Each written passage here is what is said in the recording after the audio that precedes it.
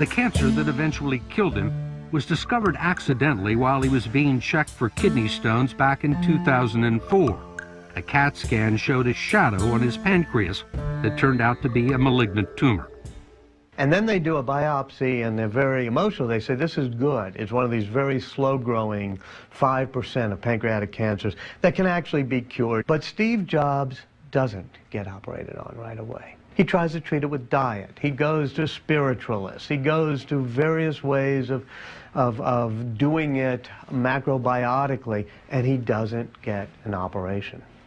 Why doesn't he get it operated on immediately?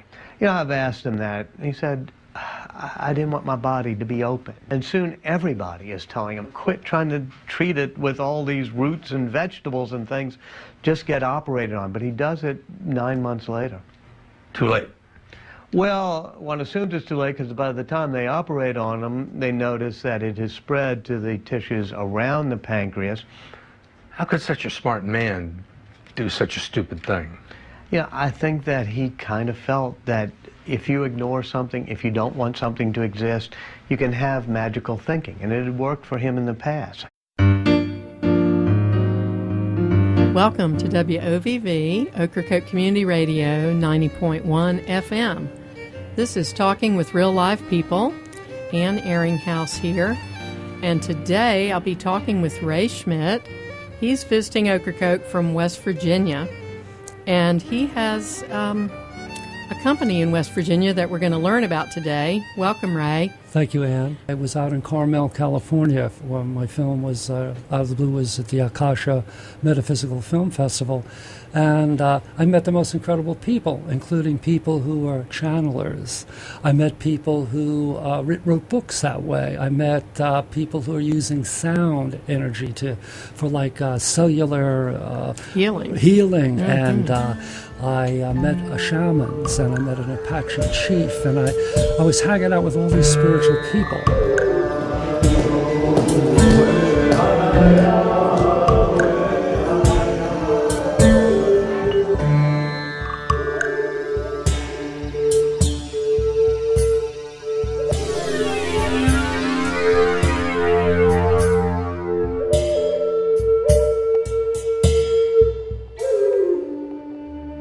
For human beings, it's very difficult to be whole.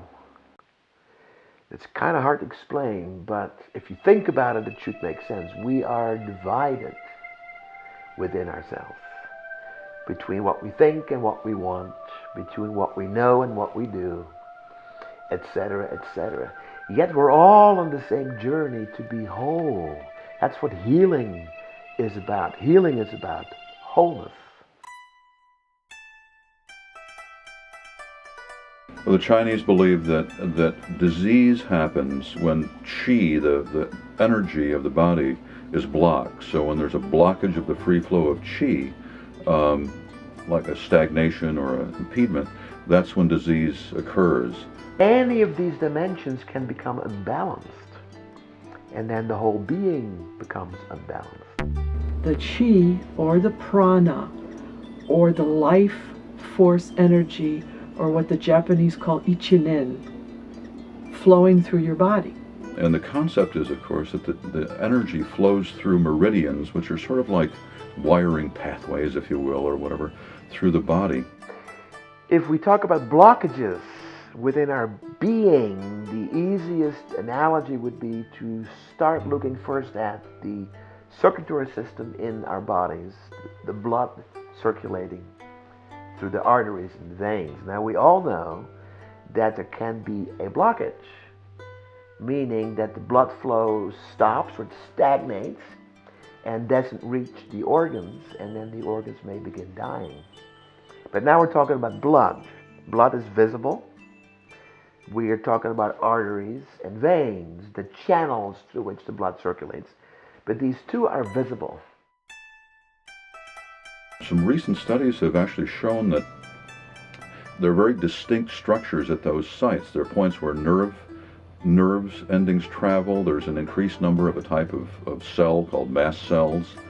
There are areas of lowered electrical resistance, and so that, and a number of other things. And they actually show that when you stimulate certain points, that brain chemicals, serotonin and endorphins, are released, and by different stimulation of those points, we can actually increase the amount of release of those chemicals. Energy, life energy, physical body energy has always been something that the East has known about and has been very close to. When I look in the Western world, I see that we have a hard time with this.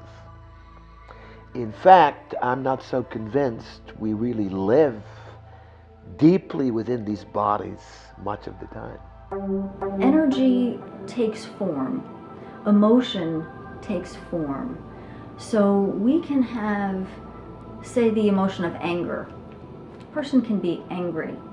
And there's an energetic substance that equates with that anger that can be free-floating, right? I mean, we can direct anger at a person, right? And we feel it, right? The expression, it felt like they were shooting daggers at us with their eyes, right? That's expressing the energetic counterpart of that emotion.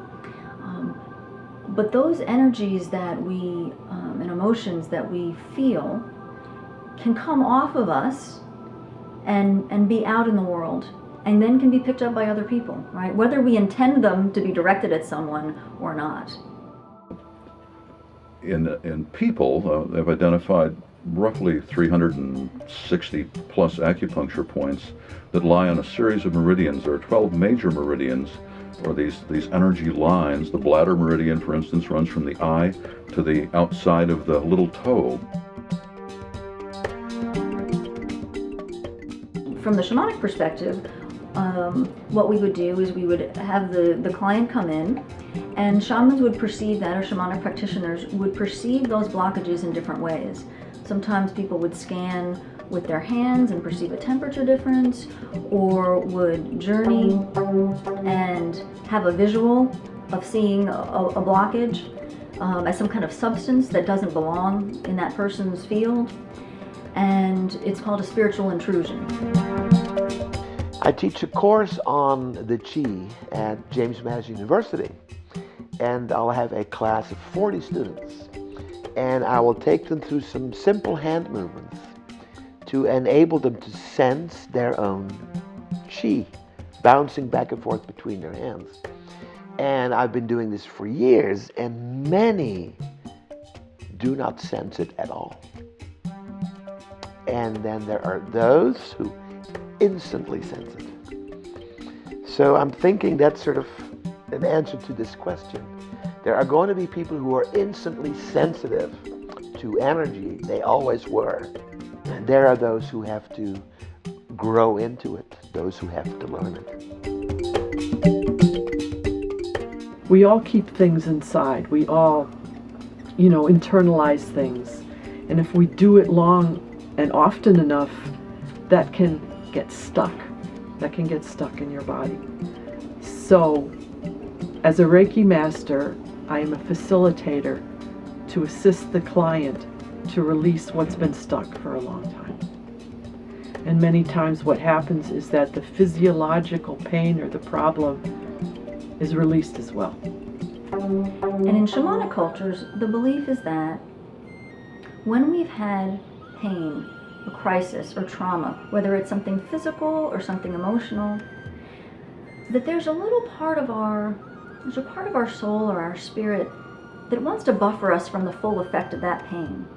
So if we're about to be slammed in a car accident, or we're going through abuse, or if we're in a war or a natural disaster, there's a part of our psyche that's going to vacate, okay? And that's a natural self-protective response to pain, okay?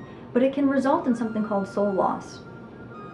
And as we go through our lives, and we as human beings have more and more crises, we have divorce, and we have death, and we have surgeries, we can have an accumulation of soul loss. Okay? And we experience it different ways. We can find ourselves saying things like, I never felt the same after I had that surgery, or I never quite felt like myself after this person died who I was so attached to. Addictions can be a cause and a symptom of soul loss. We can have depression, we can have PTSD, autoimmune diseases. There's a whole constellation of things that can be a result of having this disconnection from some of our spirit, some of our natural being that we came into this world with.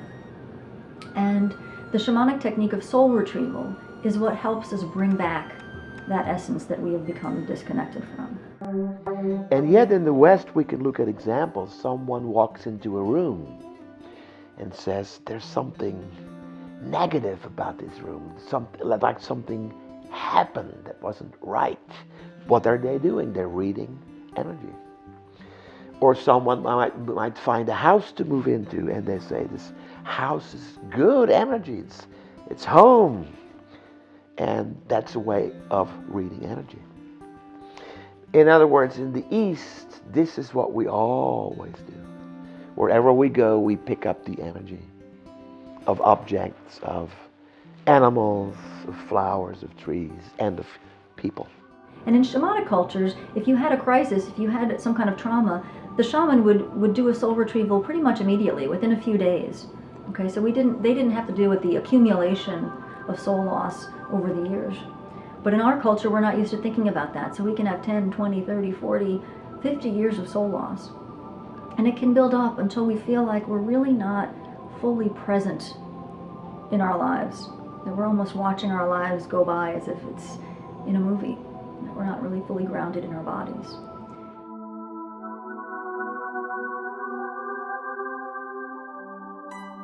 Barbara Brennan in New York, I think she still has a school of healing.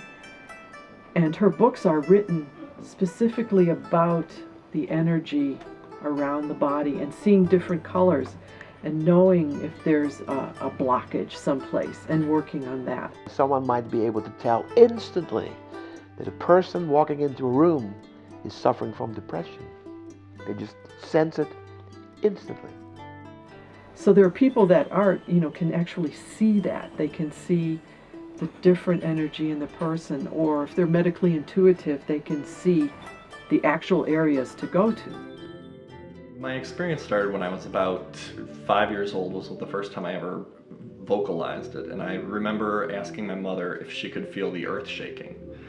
And she looked at me like, well, what's that about? I was like, do you feel that earthquake? And it took me many years to kind of assimilate what I had been experiencing all these years. Was I was feeling the vibration of the earth, or if I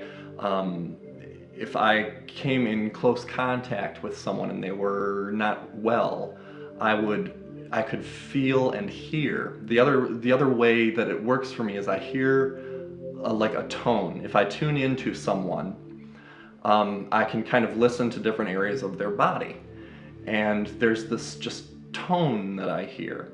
And it's not the same for everybody, and it's not the same for every part of their body, but if there's something wrong, the tone is different. Now, knowing what to do for it is more complicated. And you can do acupuncture on that, you could do Qigong, you could do Reiki, you could use Native American medicine, pull it out of the person. Lots of techniques, but the object is always the same, to see that we reach our wholeness and to help each other. I just have this ability to kind of listen to someone and I'll go, what have you got going wrong with your, left shoulder? Or I think you've got something going on with your kidneys, or things like that. And I can hear the vibration, I can hear that tone. And years later, it finally struck me that what I was feeling, most people weren't feeling. Sometimes when I do Reiki, it is as simple as making the connection to heaven. And what I would normally feel is that my palms would begin to glow hot. They would become prickly. They would even feel like they're vibrating. And I'm beginning to feel the heavenly energy flowing into me and then I simply transfer it to the other person. The wonderful thing about energy healing is you don't have to touch the person's body. It's simply a transfer of energy. I know where to put my hands because I'm being guided by my Reiki guides. It's not a voice that I hear out loud, but it's more of an impression or a voice that I hear in my head. It's just as the visions, it's in my mind's eye. Well, let's say this is in my mind's hearing or ear or clairaudience. And the guides are assisting me in placing my hands in certain areas. When he's home, I think it might be interesting to try like some Reiki on him. Sure. I didn't want to do it here necessarily, although I'm ready to. It can be done here. Well, if he asked me to, I would. Can I go ahead and ask him if he would be willing? You can ask him. Like I said, the main pain started here, and that's where it's kind of consistent. This is where all the numbness is.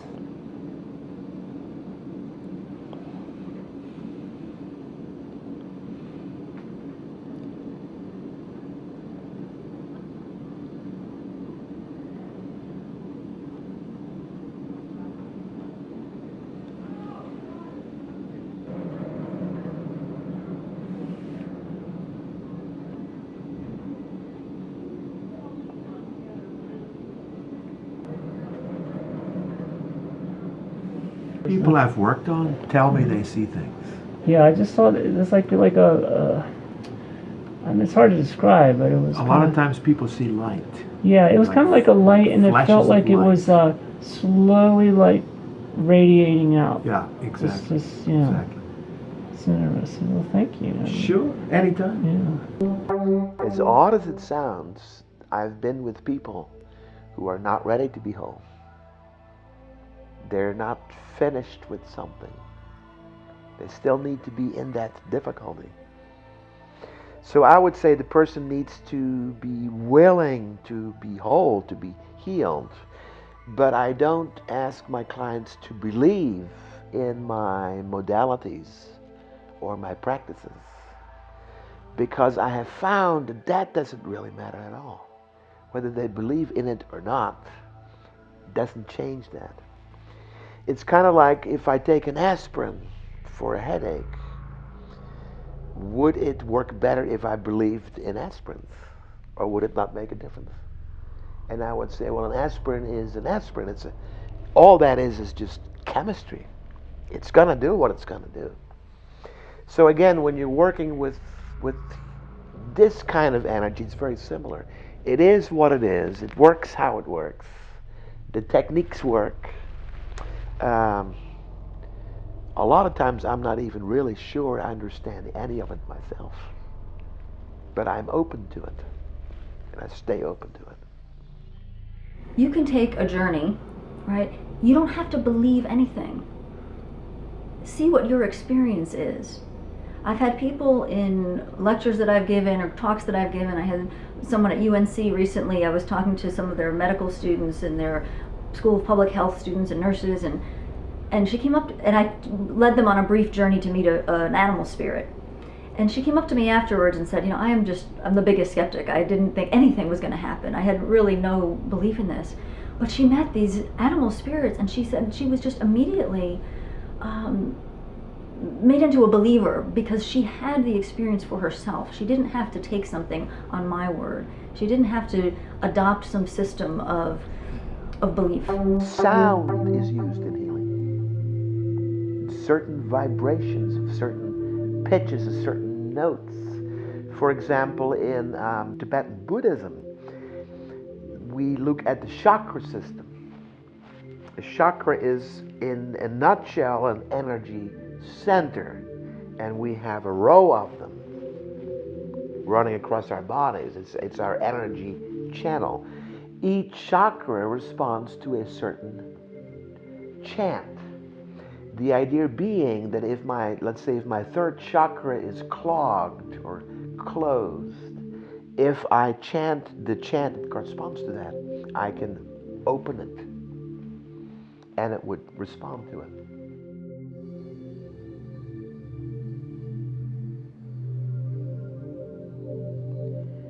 And the way that people meditate, well, they just keep doing this and they go into a meditative state. And while they're doing this, they're hearing the ball. They're also feeling it. I'm feeling it up both arms, and I'm feeling it into my chest, and all the way down into my lower spine. I can feel this energy, the vibration of this ball coming into me.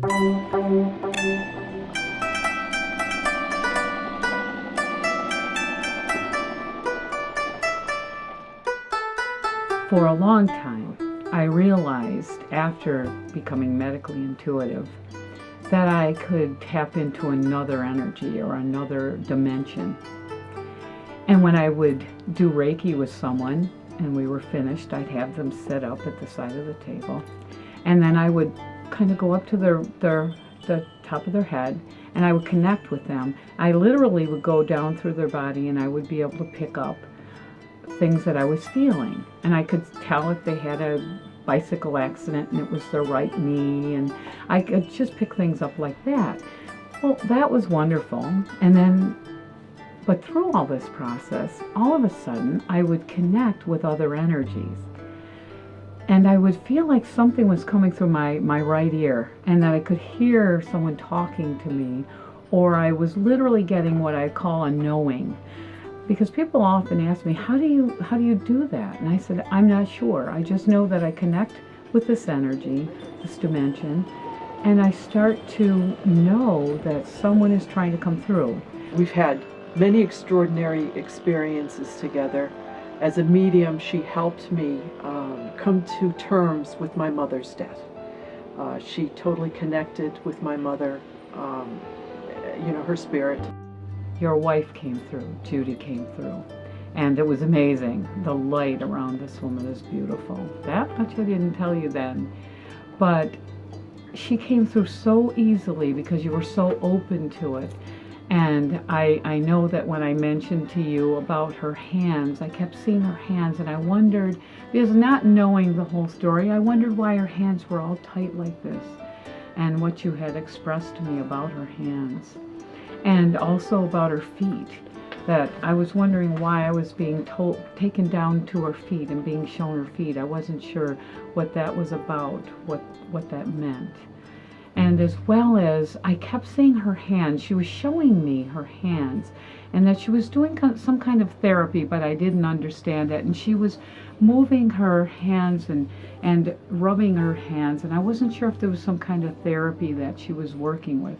She also showed me her hands like this and wanted me to tell you that she's free and she's in a great place and she's well, and that she's with you often, and she's with your sons, your two sons, and she's very connected to you all, and that she'll always be there.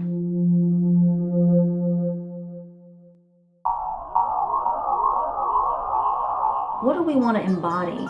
What are the seeds that we want to plant in our metaphorical gardens, right? If we are focusing on how do we radiate love in this world, we're generating a certain vibration, right? And that vibration carries out, and it has an effect, right? And I do believe that ripples back to us. I don't know that it ripples back to us one for one, but we see it. We see the effects.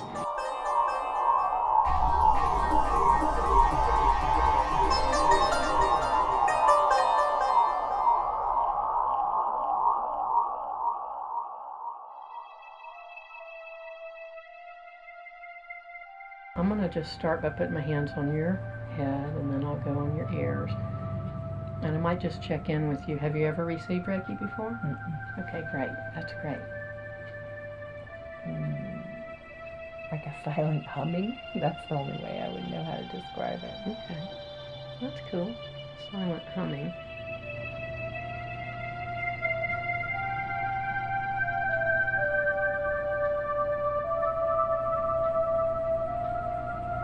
So I feel like the more that you can feel your feet,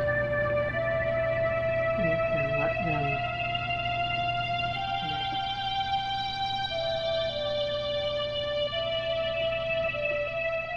Well, I think Reiki is, it's so popular. People are even, insurance is taking Reiki sometimes these days, which is great. And it's very easy to do for yourself, which makes it it makes it accessible. Okay, so there's the basic answer is you can learn how to do Reiki, and you can do it. You can use the Reiki hand positions on your own body, for a few minutes each day, and that's a lovely way to do self-care.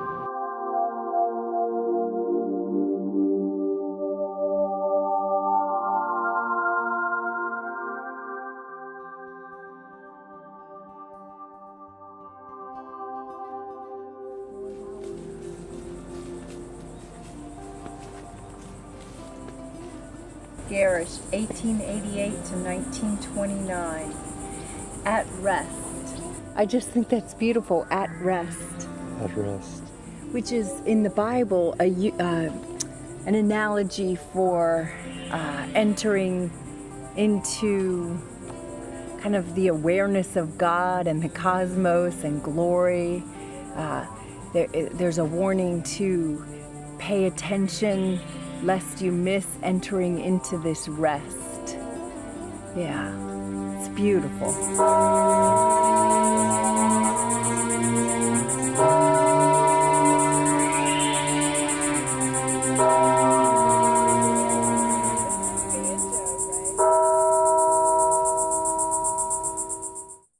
We are connected to the earth. We are connected to the spirits, whether we are aware of them or not. And so much of it is in our intention and in making time in our lives. I think that's a key problem for most of us is we want to connect with our spirit guides, we want to do self-healing, and then we're so busy. And our lives are so full of noise and chatter that I think if we could spend time every day quietly in nature, asking our questions, lying on the moss, we would go so far towards having the answers to our questions and having more peaceful, healthy bodies.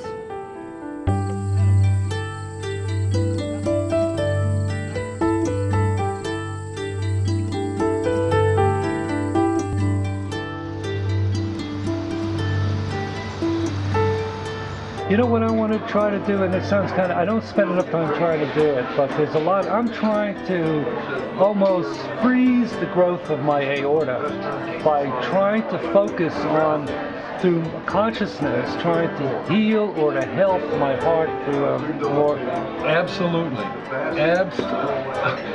I guess that's what's happened for me in the last 10 or 15 years of my life, is coming to the realization of the power of all that stuff about your mind. Positive. Not just positive, but programming. And I mean, you'll hear somebody say, boy, it's really going to be a bad day today. Well, guess what? It is. Your attitude says, I'm looking for a bad day today. So you'll find a bad day. If the same attitude is, look at my blessings. Look at all the things that I have to be thankful for. I'm not religious, but I believe that prayer works, absolutely. I think prayer works for anyone who believes that prayer works. If you are trying to manifest something, whether it's something specific as far as a job that you feel passionate about, or something larger, like a peaceful, harmonious environment or relationship, start from the inside. Right? That's not an academic exercise. That's an exercise of creating the vibration and the feeling of that work inside and operating from that premise and letting it flow out.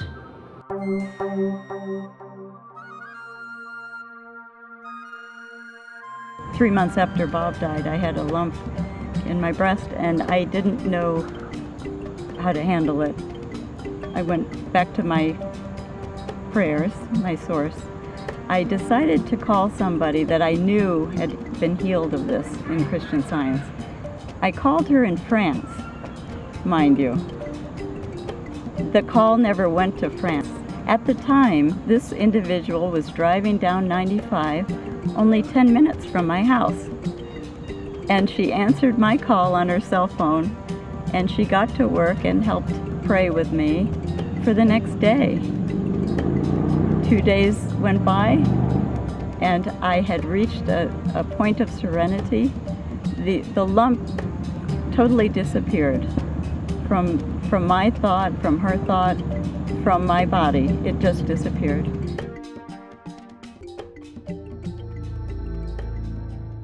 Prayer in its simplest meaning is a tuning in to the totality of all things.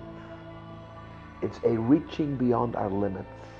It's a request for help, a request for healing, and an opening ourselves up to it.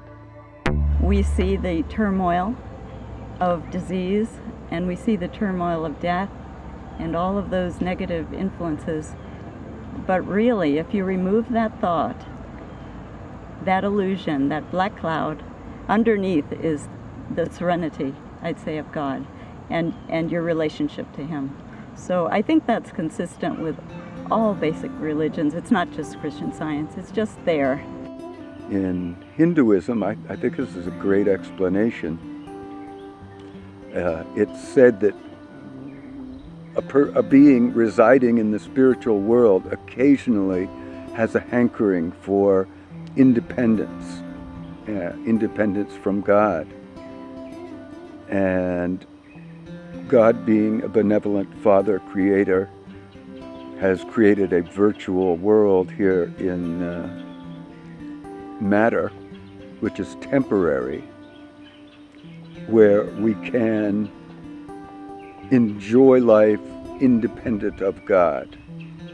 And so we do this presumably for lifetime after lifetime until we become, as Jesus said, weary. He said, "Come unto me when you are weary, and I will give you rest." Until you're weary, apparently, seeking God is not as an important a thing. The materialism that has developed in the last few hundred years, our independence from having to think about God because we can solve our own problems with technology and science, has generated a number of generations who have let the concept of God atrophy.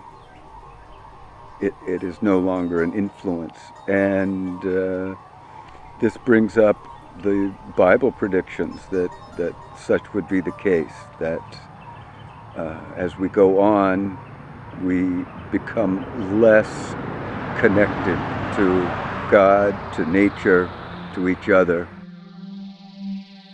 Christian Science is based on the laws of God, which would be principle, mind, soul, spirit, life, truth, and love.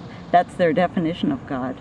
So I think all the laws that go with principle or mind or soul or any of these things that you see in the Bible are there, and other religious writings, but they're all consistent. They're all laws that everyone can use and apply to their own health or their relationships. A relationship with God is unquestionably the right direction. My puzzle pieces seem to indicate this anyway. We've got to do our own work, right? We can't just say, I've got faith I'm going to be taken care of, and then just go about our business and be petty and be materialistic and be mean and not work, not embody those qualities that we're wanting to bring in to our lives. We need to pay attention, and we need to be active, and we need to follow up with the practical side of things. So I feel like there's this, we've got to work in partnership.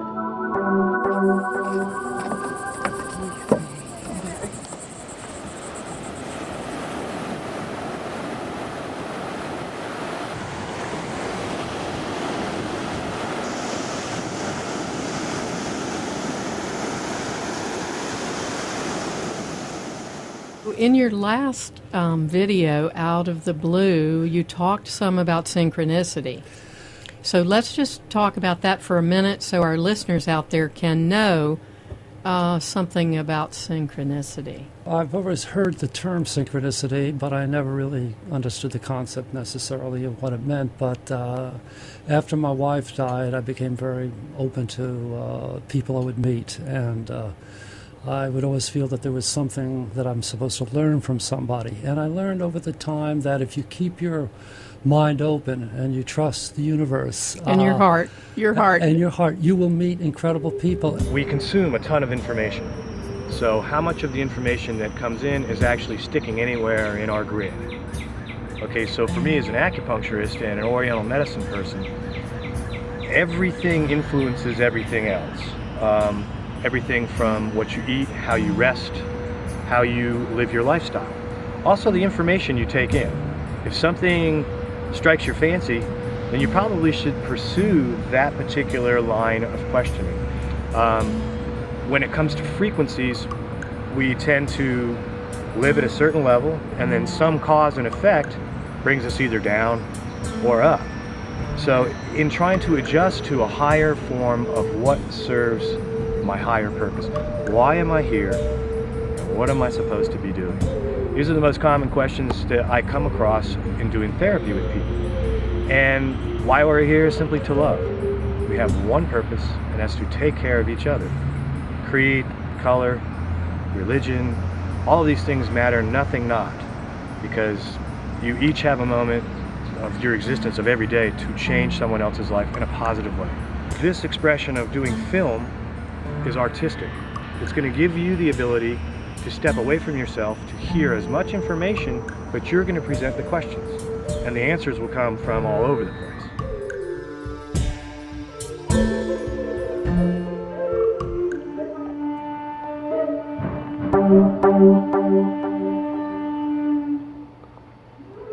So here we are, headed towards this change in consciousness. Where are we going?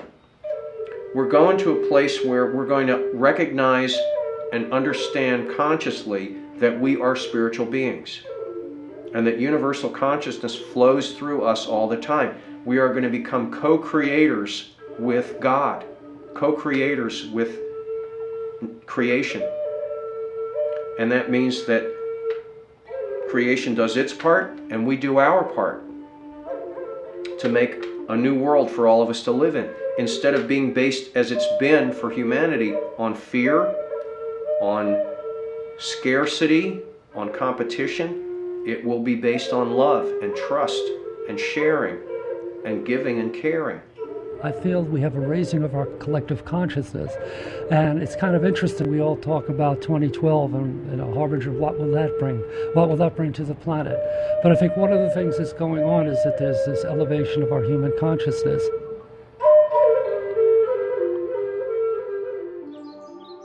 Presenting two sides of the brain or consciousness, and one side, which we seems to have chosen to develop and let the other atrophy, is the problem-solving intellectual side of the brain.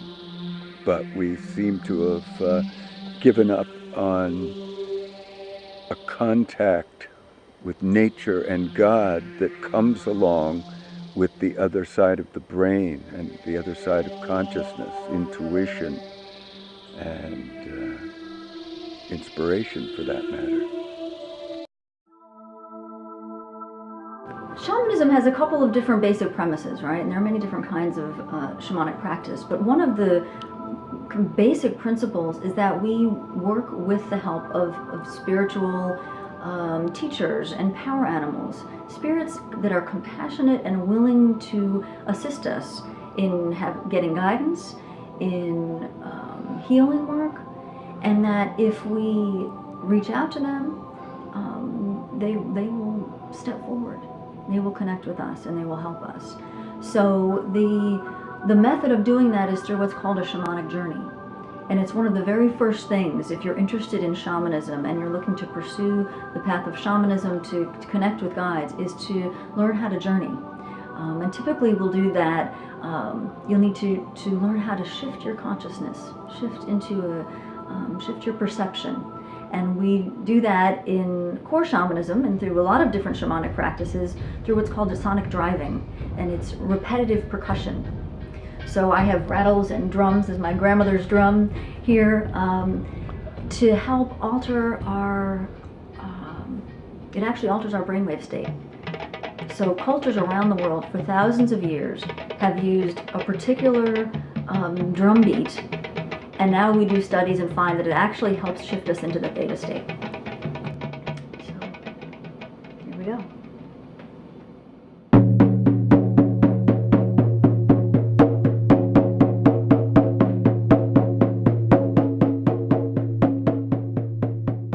Well, it's a double-edged sword.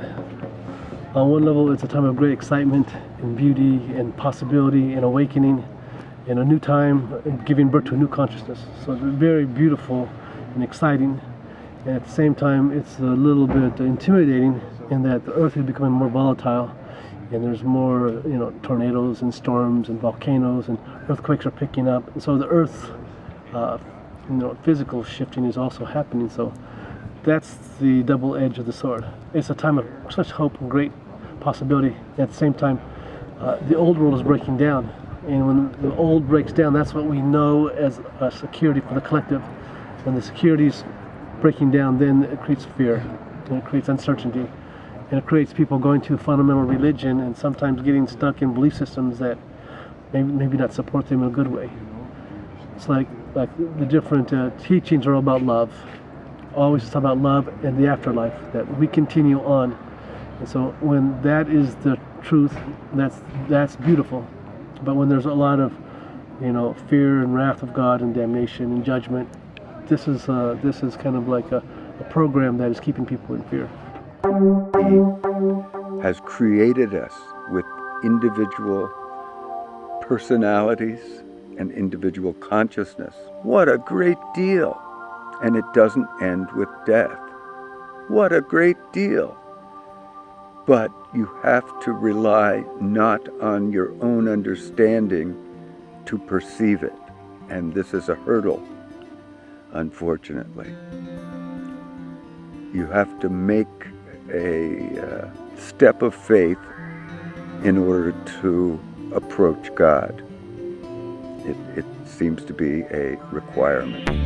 I'm always walking this line, both in my personal life and with my clients, of having a tremendous amount of faith and calling on the universe, God, the spirit world, whatever terminology. I don't get hung up on terminology. I think each person needs to find their own way to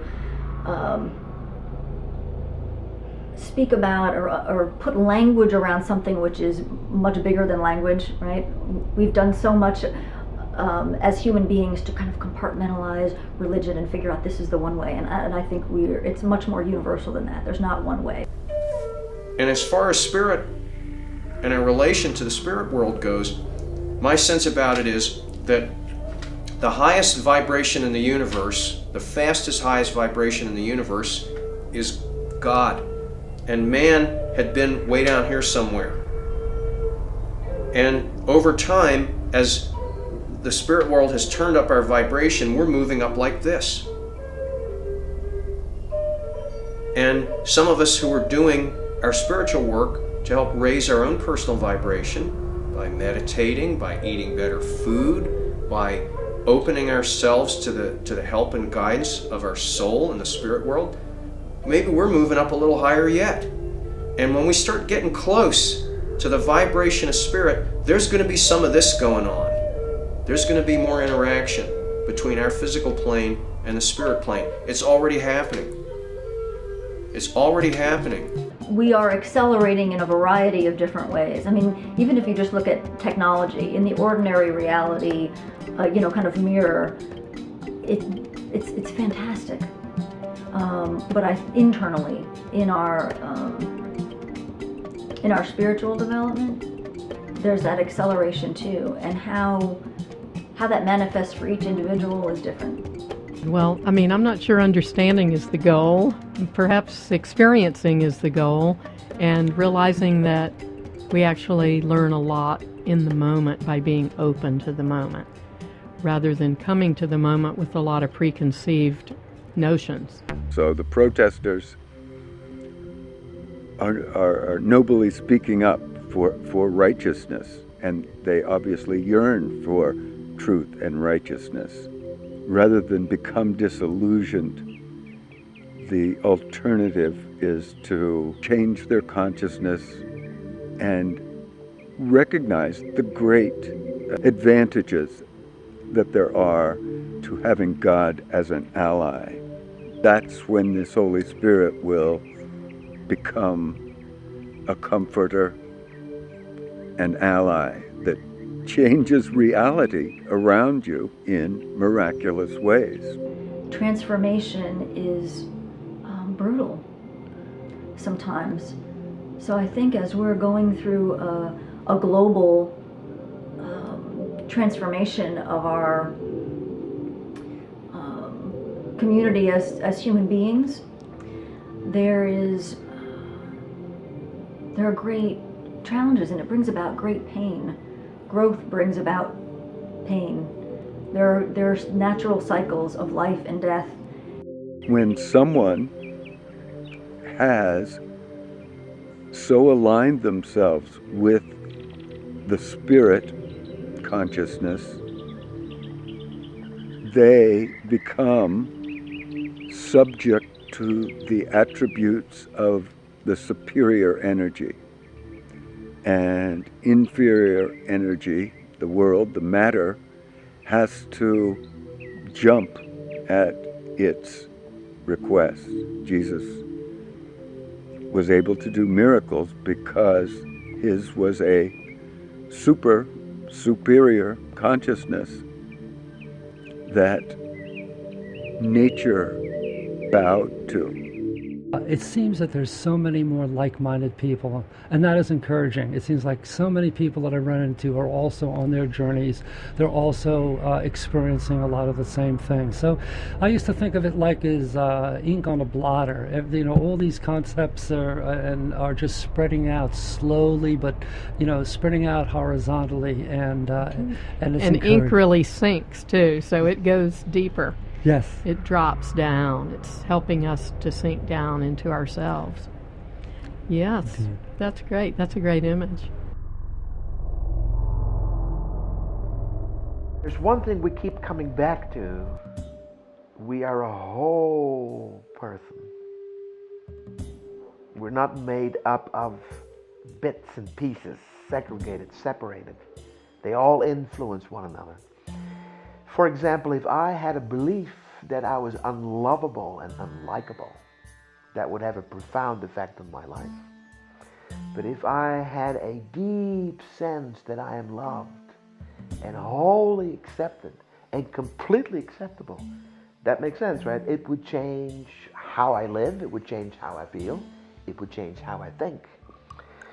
Placebos seem difficult to think about, but maybe they're actually very simple. That if I'm given a placebo, but I don't know it is one, that in some sense I use that for my very own healing. In other words, I'm simply becoming my own healer. It's like breadcrumbs along the way, Each path leads to the next path, to the next person, to the next connection. And we can feel so alone sometimes. And we are never alone. And some of us more than others have the blessing, and I think you are living this blessing right now, of feeling like you're being pulled from one person to the next, and one situation to the next, so that you have this mesh, and you are getting to experience the web of life, right? And that's the phrase you hear about so much, right, with shamanic work and Native American work and spiritual work, that we are part of a web of life. But one of your gifts right now, and one of the things that you are having the opportunity to share with other people, is this experience of the web. And you're making your way in these kind of lovely zigzagging spider web patterns from one node to the next node, to the next node, to the next node. And what so many people don't get to see, don't perceive in their lives, is that we are all doing that.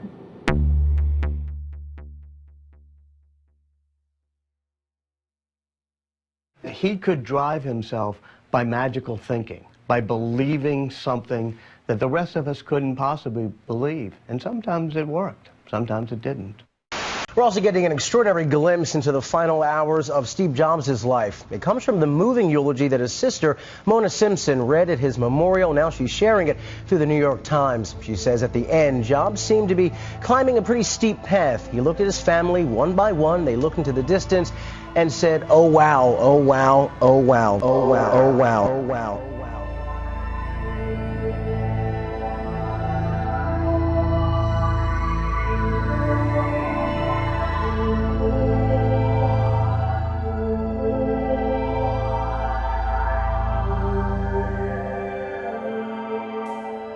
We're all on the same journey to be whole.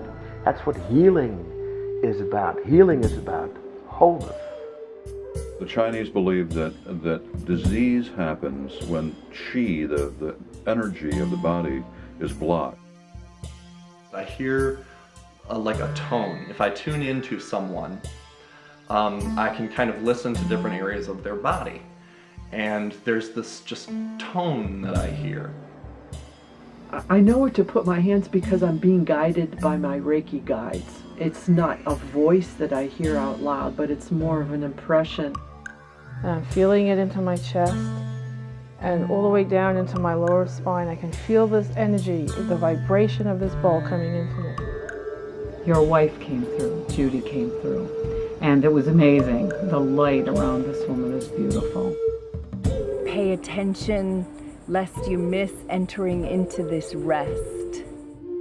I'm not religious, but I believe that prayer works, absolutely.